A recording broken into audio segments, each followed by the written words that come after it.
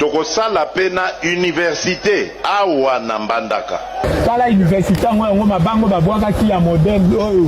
Omona déjà ndenge ekobanda kotongama. Université au standard moderne.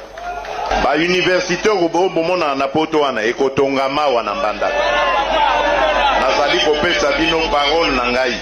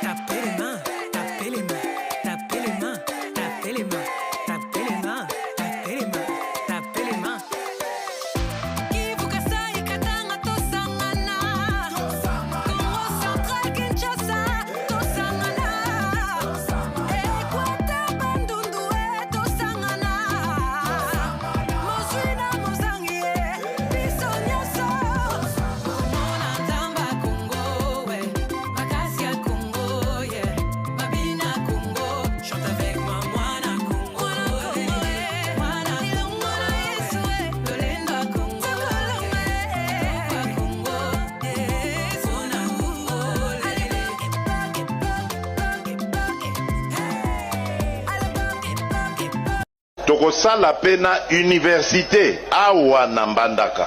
Kala université ngo mabango babwaka ki ya modèle oyo. Omona déjà ndenge ekobanda kotongama. Université au standard moderne.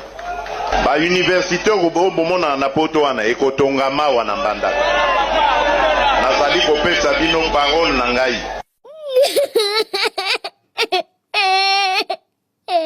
Eko. Awa toza na Gilles Brasserie Mathieu Nicolo, mais na village Vunda Mukilango dans la commune de Mongafula. Projet ça m'a pour 1000 maisons sinistrées. Au début en 2022 pour le bétail à Makas au bateau Koufaka na Mongafula, peut-être Mata de Mayo, Mata de Kibala, tout ça. Le président de la République avait pris l'engagement, l'initiative et a retourné à l'école à 1000 maisons. Mais ça fait 2 ans passés, chers amis, chantier abandonné, l'argent détourné. Voilà. Bateau, groupe à bateau, Lembongo, très à l'aise, mais les gens, le sinistrés, continuent à voler la Libanda, par exemple, le BT RDC, vraiment, projet Moka Kitoko, Basala Awa, mais ils ont vraiment abandonné. Ça fait très mal et ça dérange de voir de telles choses dans Ratambo Kanabiso. La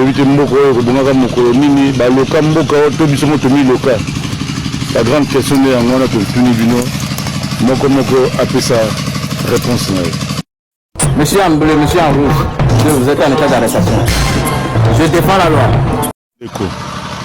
Ah ouais, nous avons Gilles Brasserie Mathieu Nicolo, mais dans le village Vunda Mukilango dans la commune de Mongafula. Projet ça m'a pour 1000 maisons sinistrées.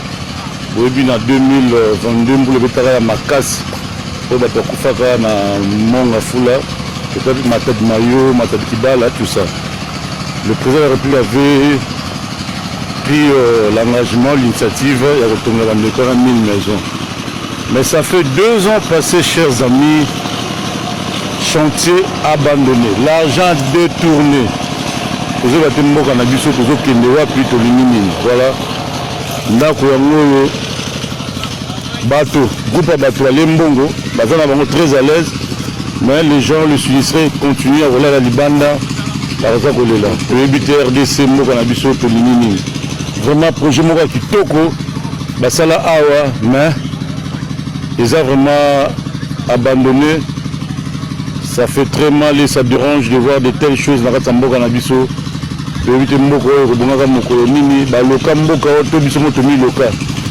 La grande question est en a pour Tunibino. Moi, comment appeler sa réponse? On a payé mon bien. On a dit qu'on a des ordres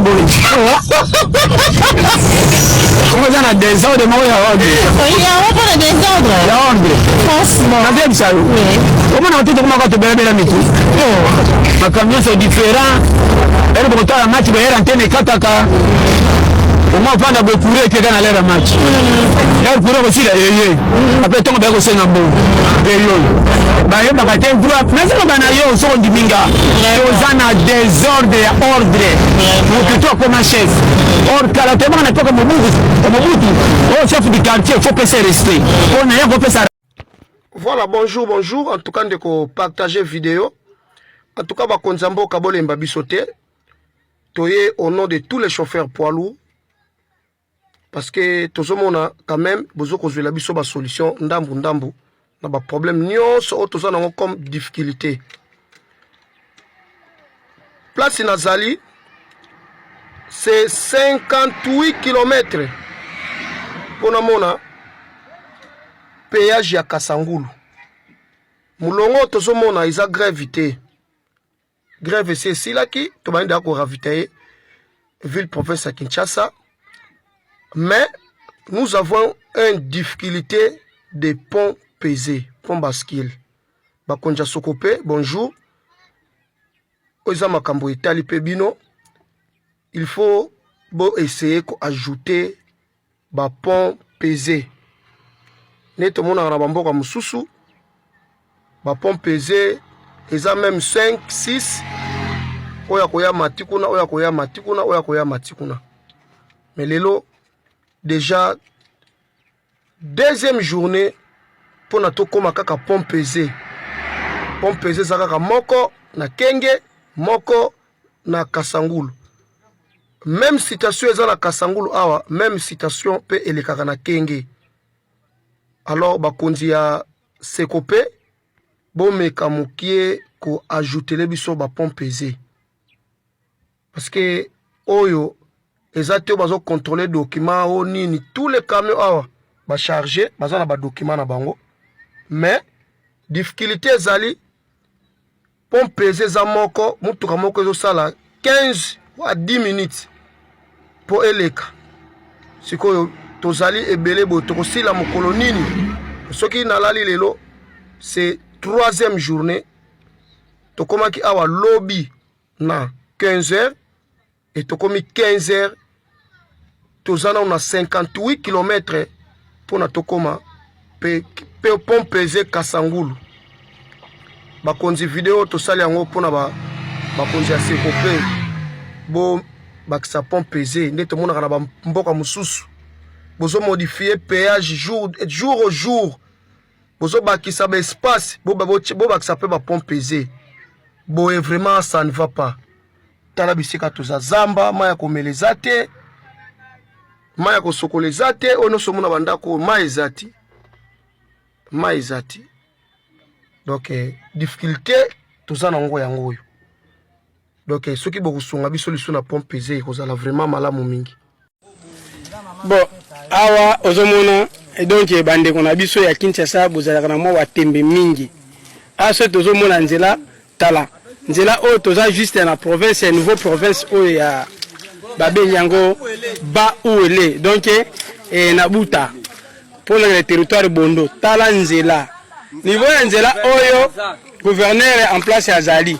Tala nzela ba moto ndenge vandi ba monta bazo souffrir mais barrière soko lobi olanda barrière ko kozala ta 10 bambule zo betela batu na nzela ba barrière ta 10 péage route 10 000 francs et c'est route au péage ata bino moko batu bande ko ya Kinshasa boy bisaka nano ba konje ba osala misala nzela lokola oyo eza nzela ko futa péage route ata bino moko. Pour bien à Kinshasa ne bolobaka non eza ba montage lokuta tala yango ngai pe mutu oyo nazoloba ngai oyo naza sur le terrain ozomona bolobe ano gouvernement biso oyo toza sur le terrain biso nyoso to biso tala bato balela ba semaine nzala ba mususu ba 3 jours yango yango tosali publication oyo bombe ke ko solola bon la biso mboko pamba barrière moko zo na 12 institutions police de frontières azo vendre place za limite à frontière asali yango bien na télévision RDC oza biloko ya RDC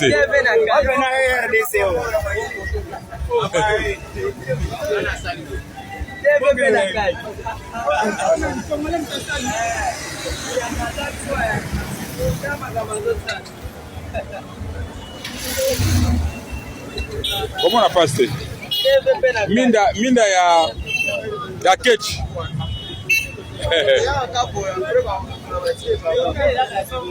Limousine. Moto limousine.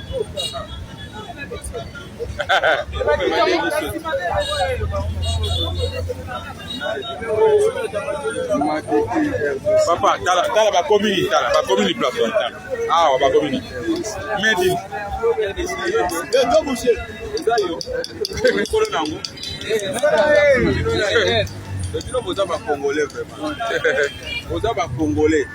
Mais comme belé boy.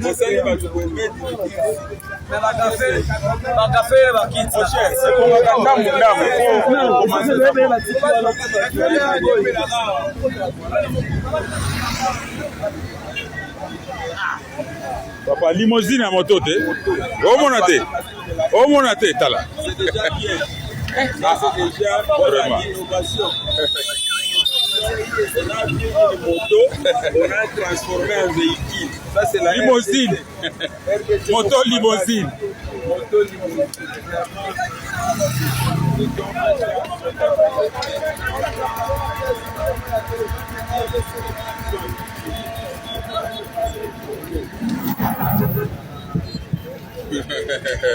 Oh, au moins combien de personnes? C'est 6 personnes ici. 6 personnes. Ah, Bassamo aussi, hein? Il y a 6 personnes. 6 personnes. Donc, attends, mais les collègues, donc, on va faire la nécessité. On va transmission à ces motos à Babassi. Azamaele.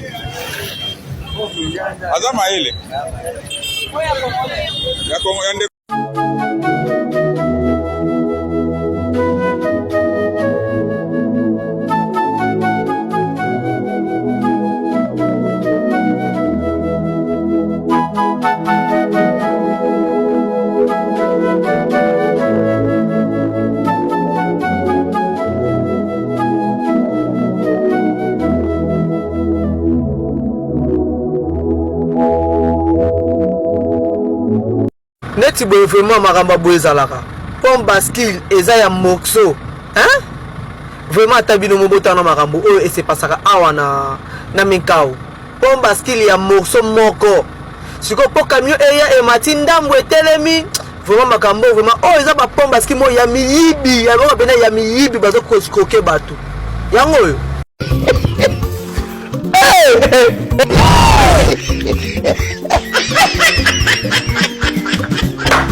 Wow.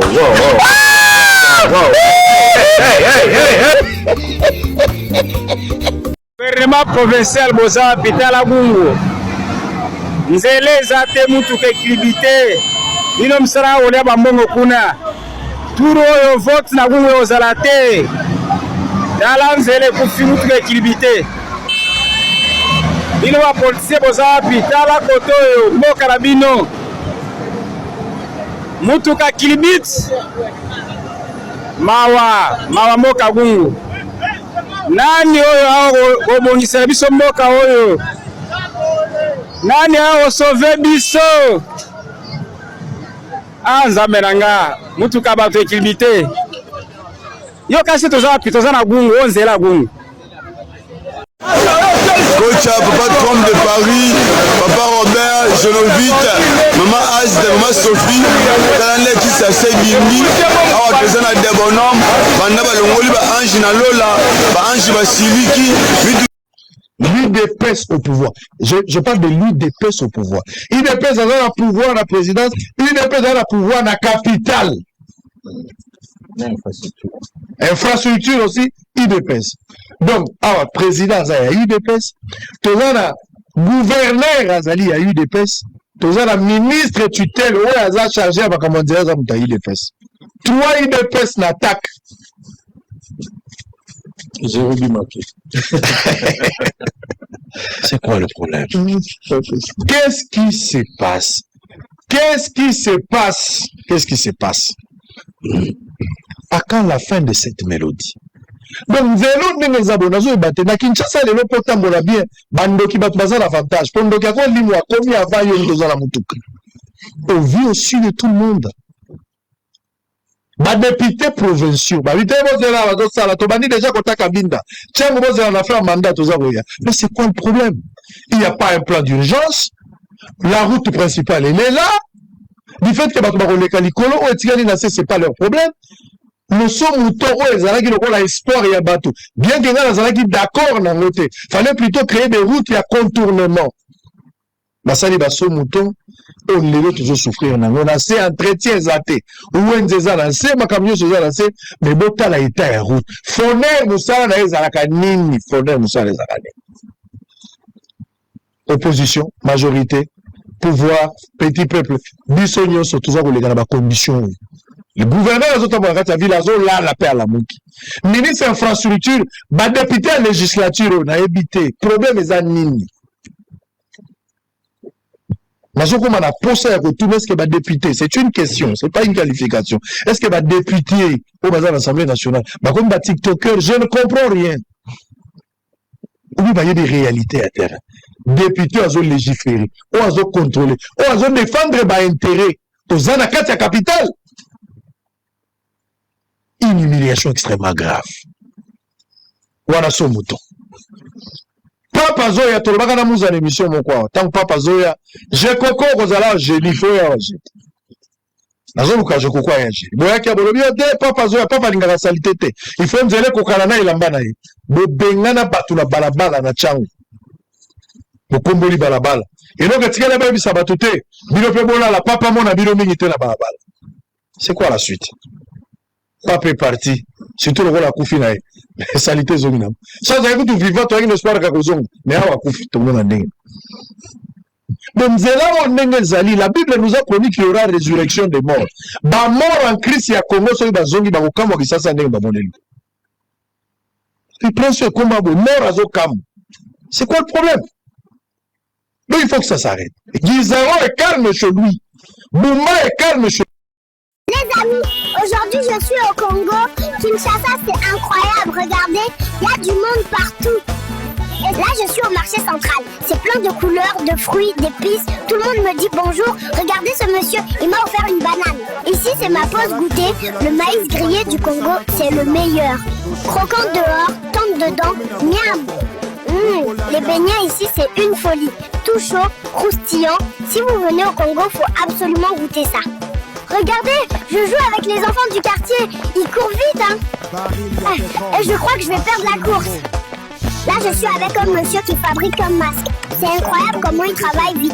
Je crois que je vais lui en commander un petit pour l'emmener à la maison. On est sur le fleuve. Le monsieur vient de sortir un filet plein de poissons. Ce soir, on va bien manger. Moi, j'aime trop le poisson grillé. C'est ma dernière soirée au Congo. On mange ensemble, on rigole. C'est vraiment un pays où les gens savent accueillir. Je veux me souvenir de tout ça. Merci le Congo. C'était incroyable. J'ai rencontré des gens formidables. Demain, on pour le Sénégal, Inch'Allah.